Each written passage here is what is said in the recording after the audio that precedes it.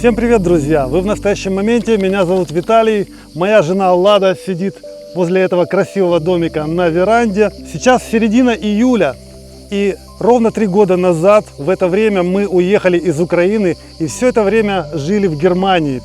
Ну и, конечно же, много ездили по другим странам. Те, кто смотрит наш канал, знают, что мы путешествуем и изучаем жизнь в Европе. В этом видео мы хотим вам рассказать о том, какие психологические изменения произошли с нами за эти 3 года. Иммиграция, конечно, меняет людей, и мы хотим поделиться своим опытом. Когда люди вынужденно приезжают за рубеж, то они обычно теряют свою профессию, теряют свой заработок. В новой стране им приходится по-новому учиться зарабатывать, но нельзя сказать, что это просто вся жизнь с нуля, потому что мы с собой привносим наш внутренний багаж. Знаете, как говорится в пословице, Наташу можно вывести из села, но село из Наташи вывести трудно. Я пришел к выводу, что у каждого в эмиграции своя собственная личная история. Это зависит именно от того, что все люди разные. И мы заметили, что люди, которые были очень привязаны к своему дому, к своему кругу общения, ближайшим магазинчикам, кафешкам и к укладу жизни, они гораздо труднее переносят иммиграцию, потому что жить в эмиграции для них это значит жить по другим правилам абсолютно. То есть они зависают в вакууме. Им сложно. Для нас это не настолько было сложно, потому что мы неоднократно уже отрывались от вот этого всего своего, которое у нас было в Сумах. Да? Мы родом из города Сумы, а потом в свое время переехали в Киев и под Киев. И это тогда сыграло для нас роль разрыва с малой родиной, с кругом друзей. То есть мы это все потеряли раньше, поэтому нам в этом плане было немного легче. И здесь можно сказать, что трансформируется такое понятие, как дом. У нас такое ощущение, что у нас дома нет. У нас дом там, где мы сейчас в настоящий момент. Это такое интересное ощущение. И мы вот знаете, как вот эти вот собачки, которые, ну, допустим, встретил человека и бежит за ним, да, вот это уже вот хозяин, потом немножко другого встретил, другой хозяин, так и мы вот здесь поселились, это теперь наш дом, там переехали в другой, теперь здесь наш дом. Но не у всех, да, не у всех людей так происходит. Дело в том, что многие, именно живя в чужой стране, они чувствуют, что им чего-то все время не хватает. То есть они как бы все время в гостях. И они страдают от этого. И они надеются, что когда они вернутся домой, назад, то все станет на свои места. А это как раз и иллюзия. Это обман, такое ожидание, которое никогда не сбывается. Сколько мы слышали этих историй, люди поехали назад в Украину. Да, не только в Украину, это, в общем-то, извечная тема. И люди обнаруживают, что та страна, откуда они уехали, это уже совсем другая страна. И тогда человек понимает, что он уже здесь не свой, возвращается снова за границу, и такое ощущение, там он не свой, и здесь не свой. И это на самом деле очень большая проблема вообще сейчас психологическая, из-за чего все пьют транквилизаторы, вообще не могут понять, что делать, как найти именно момент, в котором можно зафиксировать себя и жить комфортно даже в таких условиях. То есть если ты не можешь изменить условия, то ты можешь изменить отношение к этим условиям. Вот это вот надо обязательно как-то всем попробовать сделать.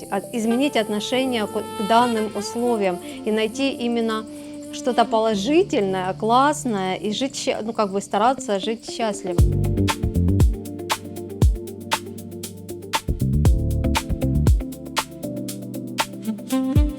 И поскольку мы уже рассказываем о том, что мы дошли до такого уровня, что считаем своим домом уже любое пристанище, где мы в настоящий момент находимся, мы вам сейчас покажем тот дом, в котором мы находимся сегодня.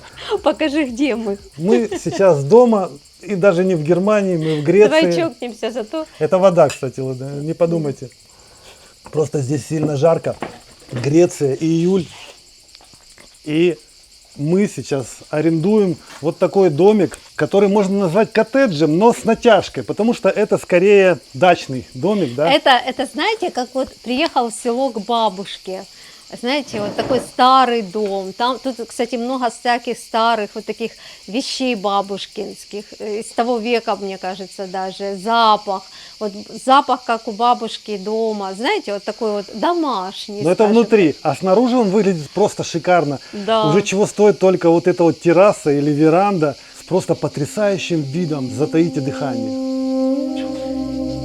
Вот он, уникальнейший вид на море, на Эгейское море, друзья. Мы в Греции, в поселке, который называется Ормос Панагиас. Для меня просто Господь сделал такой подарок. Он поселил не на Афоне, но я могу каждый день утром, вот, пожалуйста, тут смотреть на эту гору, то есть созерцать. Представляете, это ли не чудо?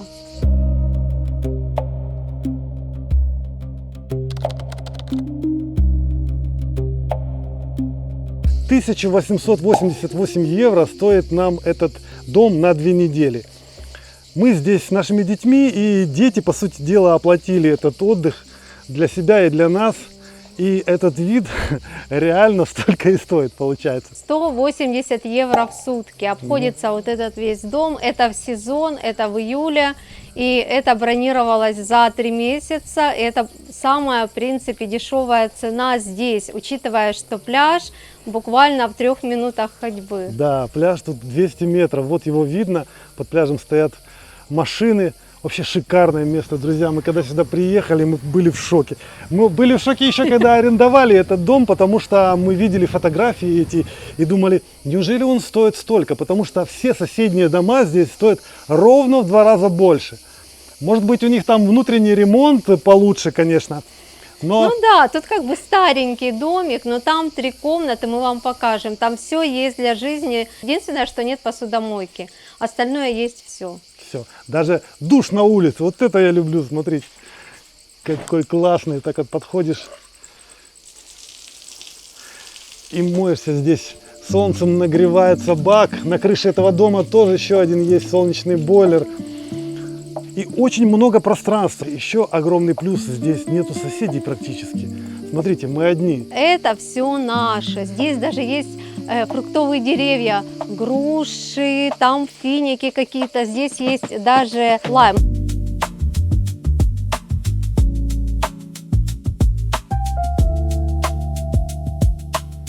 Давайте посмотрим аутентичный греческий дом изнутри. Он с кондиционером. Это мы заходим с бокового входа, такие сеточки антимоскитные, и попадаем прямо в комнату-студию. Здесь Дианка отдыхает. Дианка, как тебе, удобно на этом? Поздоровайся. Дианке? Скажи привет. Смотрите, этот дом очень уютный. На нас сразу произвел впечатление такое сильное. Тут старинная мебель стоит. Все достаточно старое. Сверху еще вентилятор вот такой. Напичкана буквально всем. Во-первых, и такой огромный холодильник. Смотрите, сколько сюда всего у нас уже лежит, сколько сюда влазит.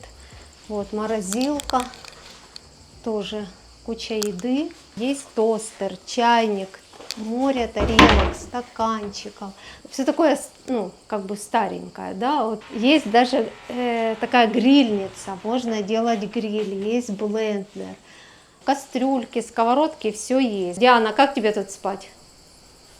Не надо, только меня бесит муж. Дианка просто боится очень мух. Хотя здесь сеточки, скажи, да, но иногда залетает, что-то залетает. В общем, расскажите, как избавиться от страха ребенку, от страха Насекомых. насекомым. Она жутко боится, у нее, говорит, все хорошо, только вот эти вот летающие какие-то непонятки. Ну вот настоящий греческий туалет с душем. Тут немножко провисла эта штуковина. Мне кажется, она может сломаться вообще. Вот так ее нужно повесить назад. Вот. Бойлер, стиральная машина такая большая, унитаз, умывальник, небольшое окошко. И вода сливается прямо по центру комнаты, получается. То есть можно мыться прямо здесь вот так. Прямо на унитазе. Можно на унитазе сидеть. Можно сразу 2 дела делать, кстати. Сидеть на унитазе и мыться. Ой, прям вода течет. Пш. Такое себе беды. Но тоже практично, очень практично. И здесь есть еще 2 комнаты. Одна комната, сейчас там наш сын отдыхает. И во второй комнате можно Это наша посмотреть. комната, да. Такие вот Вот две такая. кровати. Комнатки небольшие, встроенные шкафы. Но они, наверное, делались где-то лет 30 назад, не знаю. На то время были модные, здесь деревом все обделано. Ну, нам нравится. Хорошо очень. Они, конечно, шкафы с запахом. Я боюсь, что наши вещи немножко пропитаются, они там висят. Видимо, этот дом, он стоит нетронутый всю зиму, вообще здесь никто не живет, только летом его арендуют.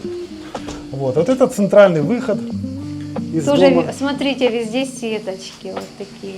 Ну и вот прямо с центрального входа открывается такой вид, который мы вам уже показывали. Это шикарно, друзья.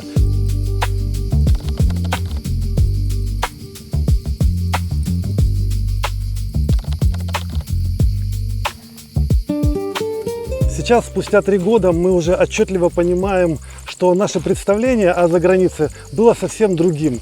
То есть мы ехали сюда, и Европу мы представляли себе особым образом, так как нам ее рисовали, скажем, по рассказам других людей или же по рассказам из телевизора. В общем-то, мы немножко идеализировали Европу, правда, Влад? Да, вообще полностью. Да. Сейчас для нас, конечно, открываются разные стороны жизни в Европе и во многих ее странах, поскольку мы путешествуем.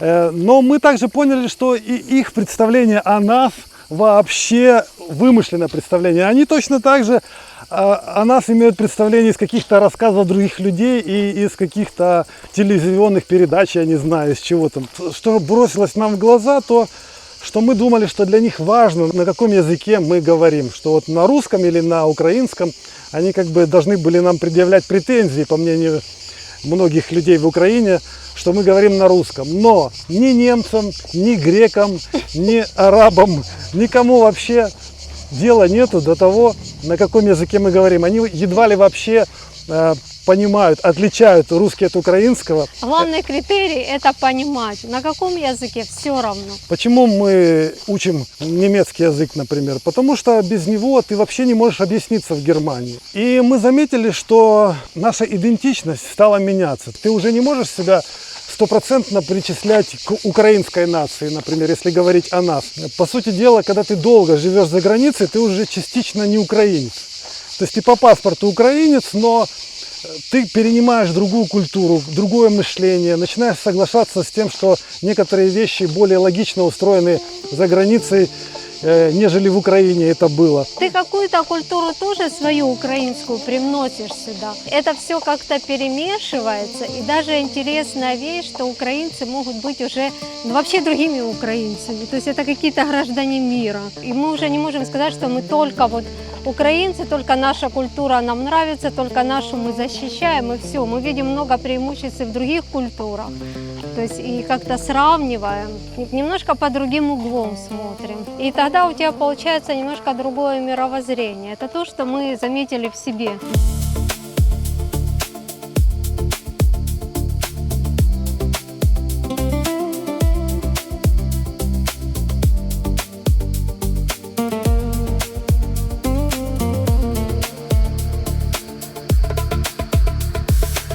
Друзья, а тем временем мы пришли на пляж. Напомню, этот поселок называется Ормос-Панагиас, то есть бухта Божией Матери.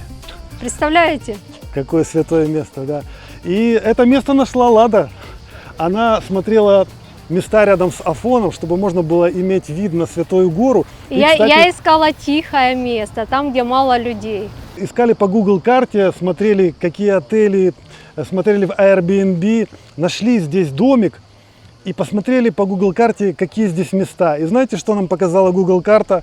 Она показала нам вот эти бурьяны, абсолютно пустой пляж, без всяких вот этих вот зонтиков красивых, без всяких вот этих ресторанчиков, без Мы машин. даже немножко перепугались, потому что нас же попросили дети найти место, и потом им не понравится, и они скажут: вот, привезли нас в какую-то глушь, ребенку будет скучно, как бы мы этого опасались на самом деле. Да.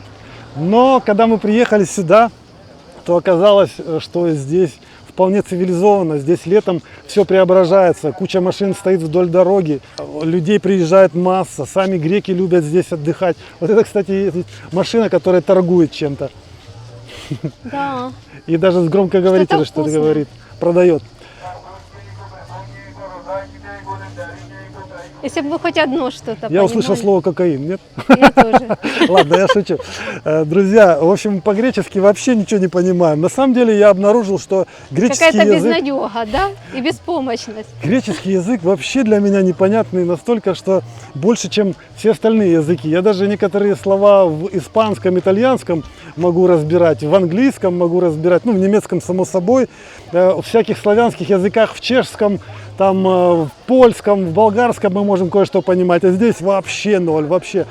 Я даже раньше, по-моему, никогда и не слышал, как он звучит, этот греческий язык. И вообще мне кажется, что про Грецию я больше знаю про старую Элладу, да, древнюю Грецию, чем про современную.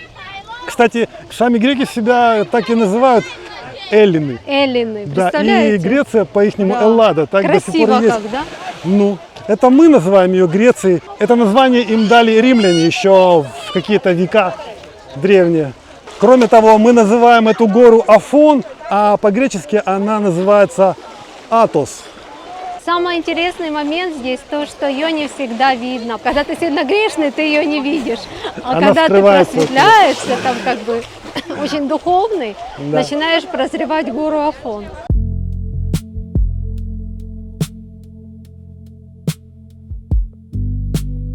Посмотрите на этот пляж. Он оказался таким красивым, с таким уникальным песком. Этот песок, он похож на крупу. Это крупнозернистый такой, маленькие-маленькие камешки. Поэтому вода чистая. Да, из-за того, что песок не мелкий-мелкий, вода здесь не мутная. Кстати, вода теплая, как парное молоко. Даже для меня даже не интересно. Я люблю холодную воду, и такое ощущение, что ты не покупался. Но вода очень-очень вязкая. Вот такая, как в Хорватии. Она какая-то как желе, даже немножко. Да. А посмотри, какой цвет у воды. Лазурная такая, чистая-чистая. А там, где темная, это значит, а там уже глубина начинается. В общем, мы в шоке, какие здесь пляжи. Очень длинный, красивый пляж с прекрасной водой. И здесь есть все развлечения. Есть и катамараны, и есть всякие сабборты, и есть детские горки. И, в общем, все, кроме, например, летающих этих, я не видел здесь парапланов, всякого такого. Возможно, оно здесь и есть где-то в стороне.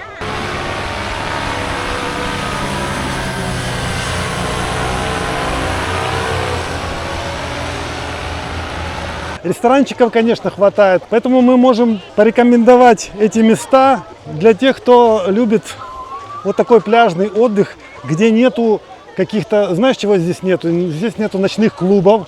Очень, да, сравнительно тихое место, но есть развлекательные вещи. То есть есть ресторанчики, кафешки. Посмотрите, для детей какая горка замечательная.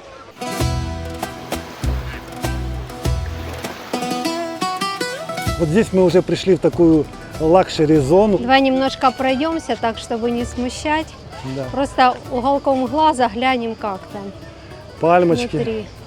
лежаки такие массивные, смотри. Это, возможно, платные опции, скорее всего, платные. Правда, нигде не написано, сколько стоит. Здесь, похоже, самый многолюдный пляж. Участок пляжа, да, смотри. Класс, в воде да. много людей. Только мы не купаемся, ходим как Посмотри, непонятно кто. какая тусовка здесь. А мы думали, дикий пляж в селе. Нет, нет. Хорошее село. Смотрите, как красиво отделен пляж от тротуара, от улицы проходной. Такими веревочками. Издали выглядит как забор, но на самом деле он просвечивается. А на противоположной стороне это ряд ресторанов и дальше отели. Вот так выглядит прям центральная дорожка. Здесь можно ноги помыть, выходя с пляжа. Открывается, да.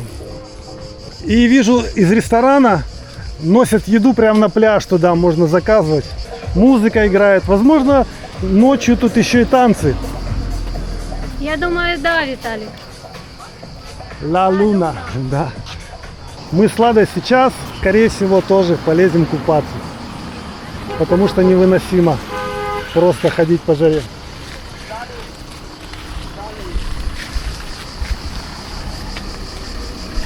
Привет.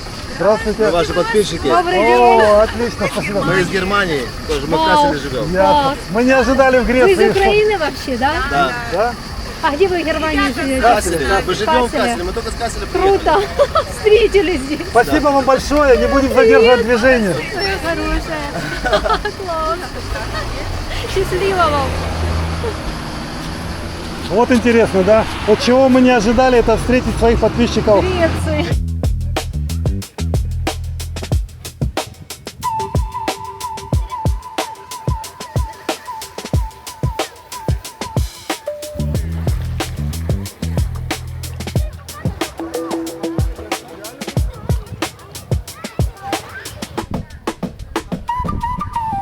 Три с половиной евро стоит такой сладкий пончик. Угостишь? Вкусно. Вот, друзья, нижний ярус нашего участка. Прекрасная площадка, можно хоть в футбол играть, но нету ворот, нету мяча. Вот наш автомобиль, который мы арендовали в Салониках для того, чтобы сюда доехать, ну и для того, чтобы здесь ездить. Дело в том, что у нас на этот раз много задач. Мы, конечно, не собираемся объехать пол Греции, сильно много путешествовать, но поскольку это маленький поселок, здесь даже за едой съездить пешком, автобусов нету, то есть очень Проблема. сложно без машины. Мы сразу продумали этот момент. Для того, чтобы покупать что-то в супермаркетах, то нужна машина. И еще для того, чтобы мы с Ладой смогли съездить в Уранополис. Вот такое авто мы арендовали здесь в Салониках возле аэропорта, недалеко, в 2 километрах, в этой компании.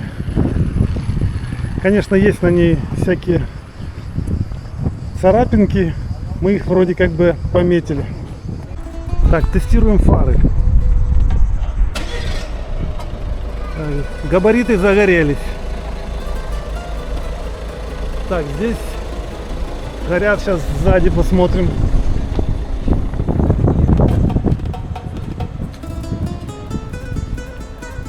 Так, есть.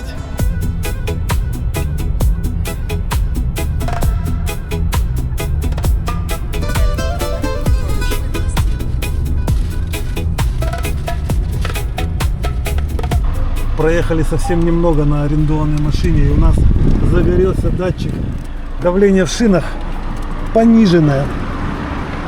Сейчас приехали на заправку, хотим подкачать шины. Вот эту шину нам подкачивали там прям. Мы буквально 2 километра проехали, и уже датчик горит. Вот так они, арендованные машины, и работают.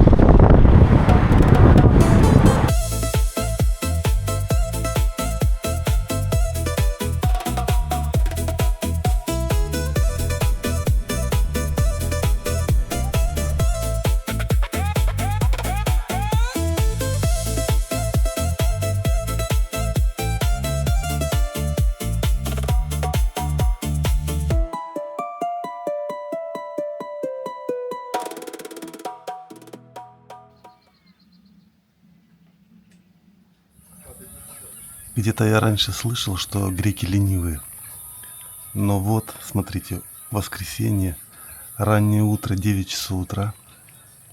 На соседней стройке, домик строится, вот человек пришел час назад, включил музыку, включил инструменты и работает.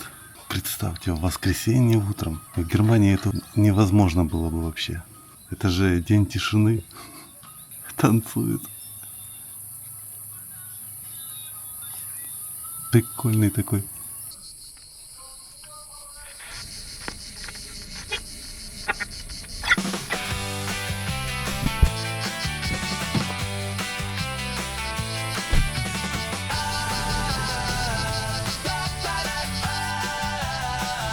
Мы снова в пути. Мы не верим в реальность других городов, пока не сможем пройти среди этих старых домов. Навигатор рисует маршрут, я давлю на педаль, я хочу обогнать тот момент, когда за поворотом мир еще не успели создать. Только для нас, только для нас, только для нас. никогда в жизни не думал, что я буду ездить на машине по Греции. И тут такие странные дороги, такая местность. Вообще не ожидал, что Греция выглядит так. Какие-то, да, ямы есть на дороге. Мы сейчас едем в сторону города Уранополис. Это на Халкидиках. И очень странная местность, очень странная для меня растительность. Я почему-то Грецию себе представлял вообще иначе.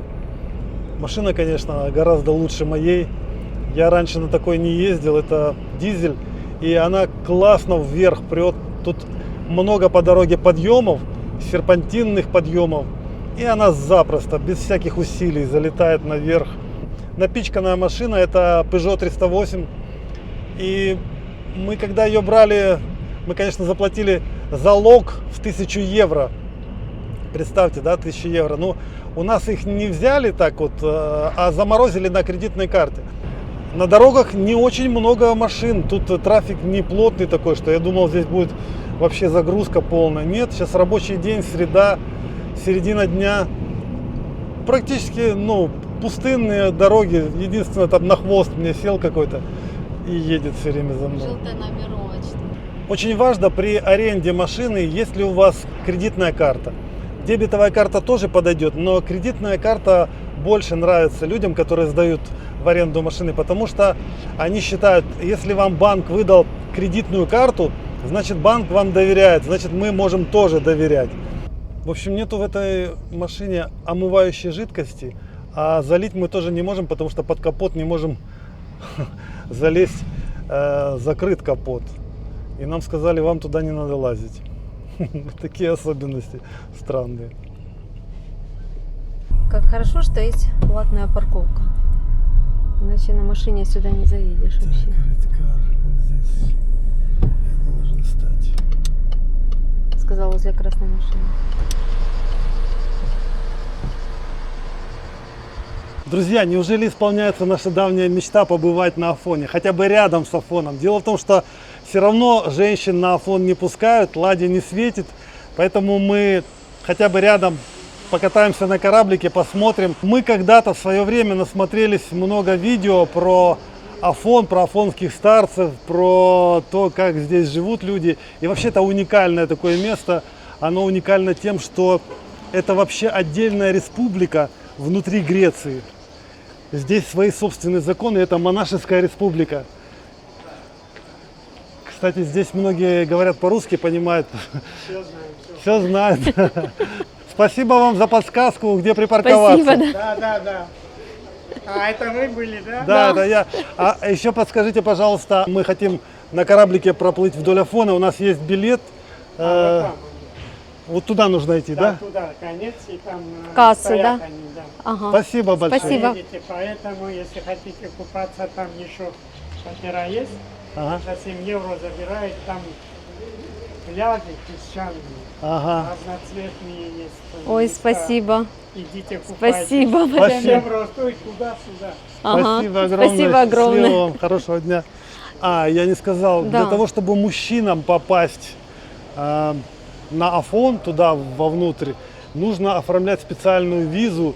Диоклитерион называется. Подожди. Диаметрион. Я уже забыл. Диамотирион. Диамонитерион, друзья. Я с третьего раза пытаюсь выговорить, не могу. И оформляют ее вот в таких офисах. Но нужно заранее. Даже если я сейчас захочу попасть туда, я не смогу, потому что это надо было подавать заявку за месяц. Ну, минимум за 5 дней, если в ускоренном ритме. Ну, в общем, короче, это Я сложно. думаю, это можно онлайн, да, подавать. Смотри, Да, тут да. есть на русском языке. Вот, запрещается восхождение, пребывание на вершине горы Афон каждого года, а также остальное время при наличии неблагоприятных. Ага. Вот, читайте, что написано. Ну что, а здесь у нас море и порт. И где-то из этого порта, вот здесь за углом, будет идти наш кораблик. Мы еще не знаем, какой кораблик. Сейчас все будем выяснять. И, кстати, наш путь на Афон не был легким. Мы пытались купить вчера вечером онлайн-билеты, и это было не так просто. У меня все время срывалось что-то. Конечно, это можно отнести на недоработку разработчиков этого сайта их. Но можно еще и придумать сюда такой мистический смысл, что Афон, так сказать, без испытаний нас не хочет принимать. Я вообще удивляюсь, что он нас сюда допустил. Хотя я и заплатил 50 евро за двоих, по 25 евро за каждого. У нас на руках сейчас нету билета с собой. У нас есть только код транзакции и код заказа, да, типа вот. И мы сейчас должны найти кассу, ну или уже на входе в корабль показать им этот код и тогда сказать, вот мы проплатили. Короче, билета у нас до сих пор нету, поэтому я вот даже в некоторой степени не до конца уверен, что мы попадем на кораблик. Виталик, перестань. Ну что ж, друзья, приключения вблизи Афона начинаются. Вообще, конечно, город Уранополис – это тот город, через который все желающие побывать на Афоне, в монастырях, вот именно через него они сюда прибывают. Но, к тому же, это еще и курортный город. Можете увидеть, что здесь масса ресторанчиков. Люди ходят в купальниках, потому что здесь пляжи. То есть это не то, что это как бы религиозный город, где все запрещено. Нет, тут развлечения, алкоголь, песчаные пляжи. Возможно, есть и дискотеки. Все это по соседству с монашеской республикой. А что интересно, в этой монашеской республике у нее практически свой устав внутренний. Там не работает демократия, там работают религиозные правила. И есть у них даже столица Корея. И правит там, сейчас не точно назову, это что-то типа синода какого-то ихнего. Вот. Но полиция и всякие разбирательства по поводу хозяйственных дел, все это обслуживает государство Греции. То есть, если кто-то совершит преступление, то именно греческая полиция будет расследовать это. Я почему рассказываю про Афон? Конечно, очень многие люди знают, что такое Афон и как на нем все происходит, но не все. Как-то мы с Ладой были в восхождении на Говерлу в Ивано-Франковской области, ну то есть в Карпатах, да? Да. И проводник, гид, Ладе было трудно зайти. И он говорит, да, женщинам трудно заходить. А я говорю, ну трудно, зато можно. Вот на Афон нельзя. На Афон вообще нельзя. И он был удивлен. И гид был удивлен, сказал, как это нельзя, почему не пускают женщин на Афон. Я говорю, ну вот такая история с Божьей Матерью. Я не буду пересказывать, друзья, если вы хотите, вы найдете там как бы Божья Матерь единственная женщина, которая присутствует вечно на Афоне, и все. Естественно, это еще обусловлено тем, что монахи не хотят иметь соблазн. Да, поэтому я думаю, что это самое главное условие. Поэтому даже корабль, на котором мы поплывем, все корабли, которые идут мимо Афона, они не подходят ближе, чем на 500 метров к берегу, чтобы монахи не соблазнились видом красивых девушек. Лада сегодня специально одела длинные штаны. Чтобы не соблазнять никого, даже за 500 метров. А вдруг у них бинокль? О, смотри, я вижу, это Византийская башня. Это та башня, на которую я смотрела с придыханием просто, понимаешь? Ты знаешь, я даже сейчас могу сказать, что здесь очень своеобразная энергетика. Вот я ее почувствовала, даже когда мы еще с самолета только вышли. Знаете, вот каждое место имеет свою энергетику. То есть, возможно, потому что здесь много молятся, здесь Святая гора, много монастырей, вообще древнее место, вообще оплот Божьей Матери, поэтому энергетика тут чудесная. Это уже сейчас я тебе могу сказать. Мы пришли к порту, друзья. Вот где-то отсюда отправляются корабли с разными экскурсиями. Не только вдоль Афона, здесь можно еще взять пляжные экскурсии. Нам сейчас человек там говорил, что за 7 евро можно сесть на катер и прокатиться на какие-то красивые пляжи, на острова, возможно. Я не понял, куда именно. Но вот это вот здание, вот эта вот Византийская башня, она является визитной карточкой города. Все ее знают и все узнают город именно по этой башне. Ну вот я не ждал, что здесь такой песчаный пляж рядом. Представь себе, можно прямо здесь покупаться. И причем пустынный, никто... Ну никто не купается просто, наверное, потому что неудобно. Потому что, наверное, есть лучшие пляжи, да? Может, здесь вход в воду не очень хороший просто, и поэтому не купаются. Ну да, есть камешки в воде. Такой песочек почти как камешки. Чуть-чуть с галькой на входе, поэтому здесь, наверное, не супер приятно заходить. Да, И наверное, вход не очень хороший. Люди ищут другие места. Красота! Просто красота! Я не верю своим вообще глазам и вообще не верю тому, что мы все-таки здесь.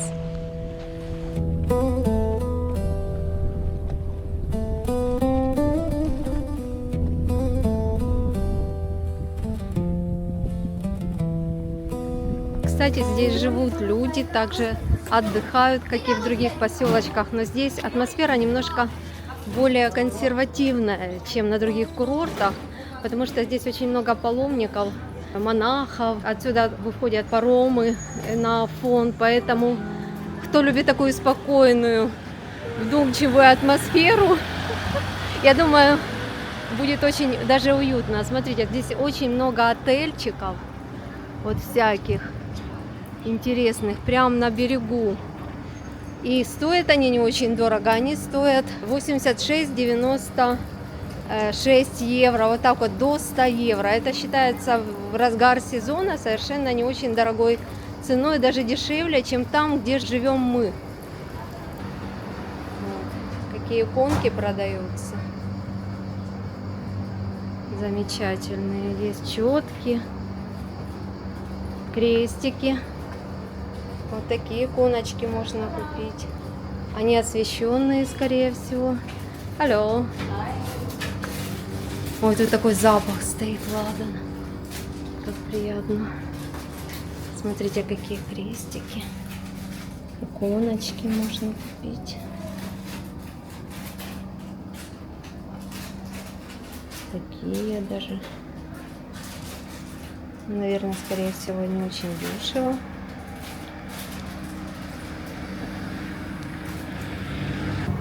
Сколько стоит? 44 евро. Ого. Вот такие вот платочки можно купить. Сколько они стоят? Сейчас посмотрим. 20 евро вот такой вот платочек. Ну, как бы цены, да, немножко кусаются. Палки для восхождения на Святую Гору. Это для паломников, я так понимаю, да? Да, это палки для восхождения на Святую Гору. И они даже расписаны с христианской символикой, видишь. То есть покупаешь, и тогда сколько тебе... они стоят? 3 евро, по-моему. 2 евро, 3 евро, я не да? пойму. 25 евро, друзья. Вот-вот. 25 евро Я палок. хочу сказать, я к чему это говорю, потому что я только что посмотрела цены на платочки, такие легкие платочки, ну, допустим, для храма, они стоят 20 евро один. Ну, то есть цены кусают, цены тут хорошие. Я представляю, сколько стоят иконки эти тоже, наверное. Ну, кто, допустим, имеет деньги, это, конечно, купить освященную икону и освященный какой-то вот Иконостас купить себе вещь, домой. да. Крестик освященный, все-таки это освящено на Афоне, и люди не жалеют никаких денег для этого. Я их очень хорошо понимаю. Вот. Атос Сия Круиза. Это вот мы... Ага, вон нарисован наш кораблик Капитан Фоти. Капитан Фоти, вот такой. Ну все, нам советовали пойти побыстрее, поближе к кораблю, чтобы сесть первыми и занять места по левому борту. Дело в том, что когда мы будем плыть, то у нас будут монастыри с левой стороны. Если мы сядем с правого борта... Мы ничего вам не покажем и не снимем. Да. Ну, может и покажем, но нам будет не так удобно. Но посадка начинается за полчаса до отплытия. Вот, прямо возле порта есть, насколько я понимаю, бесплатная парковка. Но здесь, скорее всего, мест всегда нету.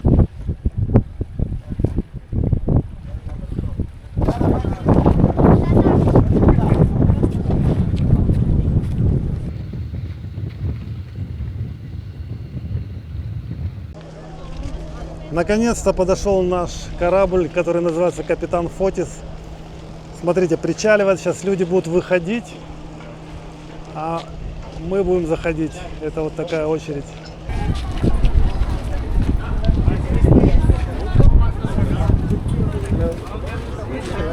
Потом будет, наверное, фотография.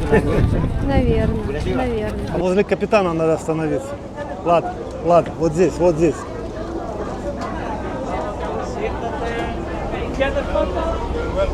Dankeschön. Короче, выдали нам билеты прямо на корабле. Ну, тут самые лучшие места, наверное, заняты. Там есть еще верхняя палуба. Я думаю, здесь нет.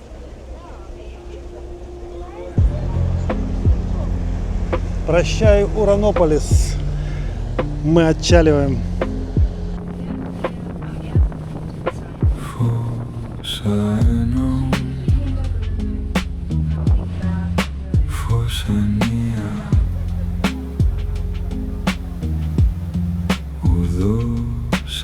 Мы могли бы ехать не из Уранополиса, а прямо вот со своего полуострова, с Ситонии, там, где мы поселились, отправиться в это же путешествие.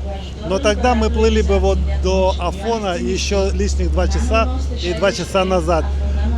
А это было бы очень долго. Честно говоря, тут много таких пейзажей, которые одинаковые.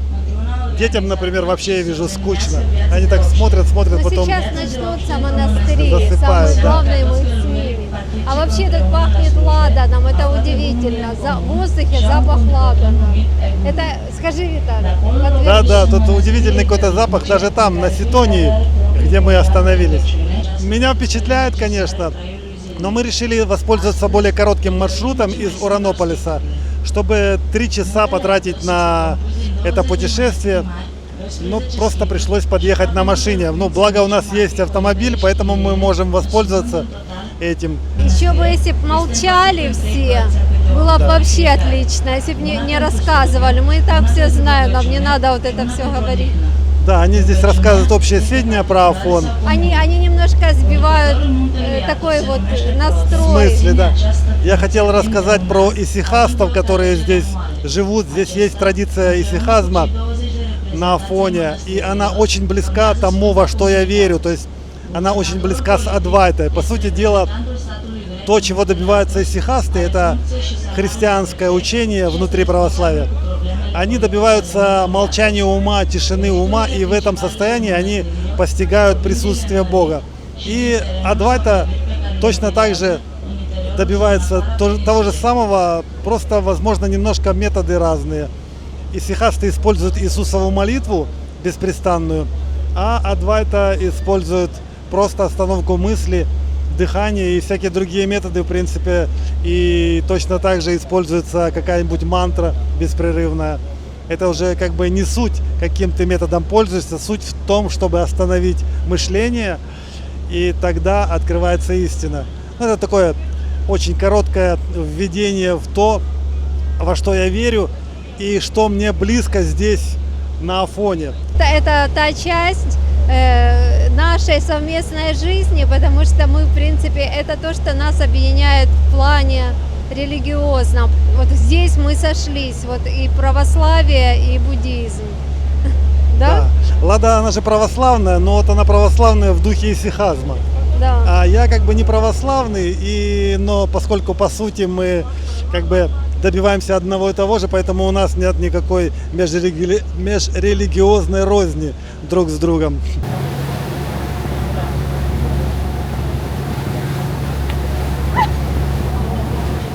Еще давай. Ты краем пальца держи просто.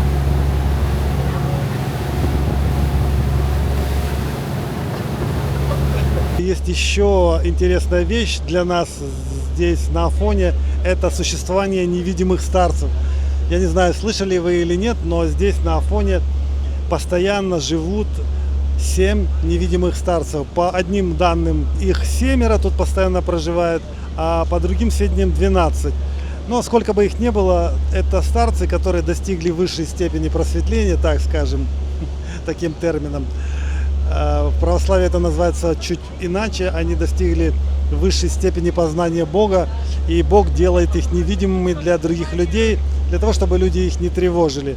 Но когда они хотят, они могут сами становиться видимыми для остальных. Например, когда они хотят кому-то помочь, и либо сообщить что-то важное миру, либо говорят в конце света, то есть перед судным днем или концом света, они станут видимыми для того, чтобы отслужить литургию на вершине горы Афон. И вон там уже гора Афон спереди.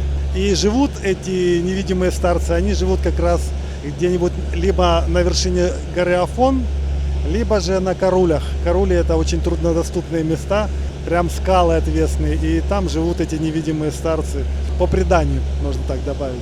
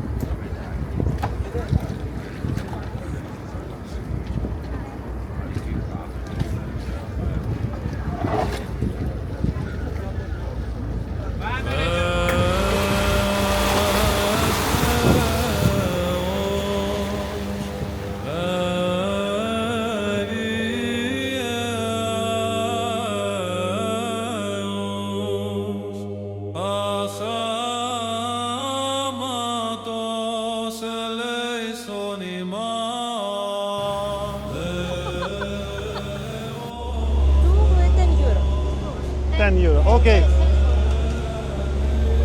В общем, купили мы свою фотографию, которую сделали на входе для нас. И еще даже такой небольшой брелочек. 10 евро нам это все обойдется. Мы могли бы купить и 2 брелочка. У тебя же есть он 10 евро, ты не видишь, что ли? Thank you very much. Вот девушка ходит, продает. Покажи, Ладусь, что там у нас. Вот такая наша фотка. Мы заходили на корабль, нас сфоткали. И еще на ключи можно повесить, да? Они сделали 2 брелочка. Какой замечательный брелочек. Может, еще один купить? Я не знаю, одного хватит. Вот здесь, прямо под горой Афон, наш корабль развернулся уже в обратный путь. Лада пересела под другой борт, чтобы лучше разглядеть монастыри. Вот такая прогулка. Теперь обратный путь. 1,5 часа. И уже без остановочек, без притормаживаний. И все.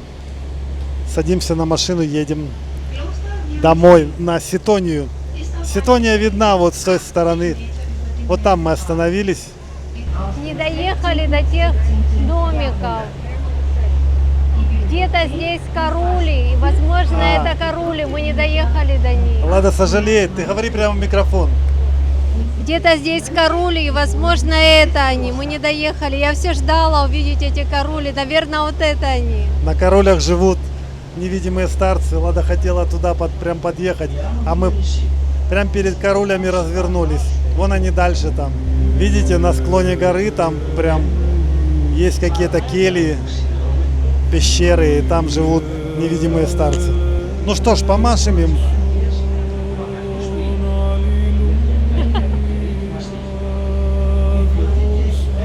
Лада, возможно, невидимые старцы среди нас, мы же их не видим. А тут прям на корабле. Да.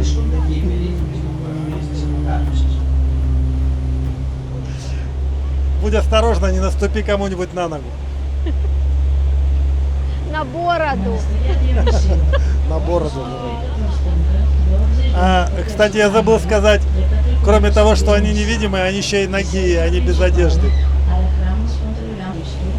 Если ты невидимый, зачем тебе одежда?